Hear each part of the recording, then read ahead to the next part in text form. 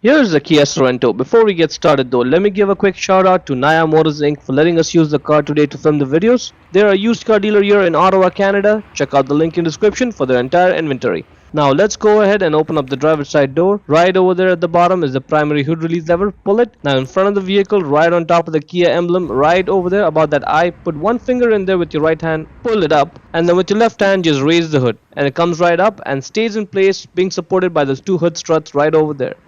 Now this video is for the 4-cylinder engine. The 6-cylinder engine is a similar process but some differences. Anyways, first thing we do is we pull those clips back, and now we lift up the top part of the air box up.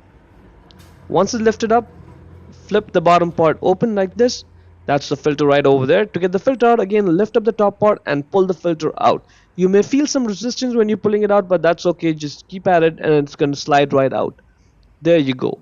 And the filter comes out. Now this is the top part of the filter, the clean part, and that's the dirty part. You see all the dirt and particulates trapped over there. So the way it works is outside air comes from the bottom, all the dirt gets filtered there, and clean air goes into the engine from the top.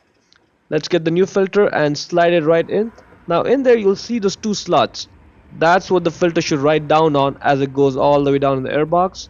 So just put it in all the way. Now again lift up the top part a little bit, flip the bottom part back in its position, and now put the top part on it. Note the position as it sits on. It has to sit on properly, just the way I'm showing. Only then will you be able to just put the clips back on, and that's it. To close the hood, simply lower it and slam it shut. Hope you found it useful.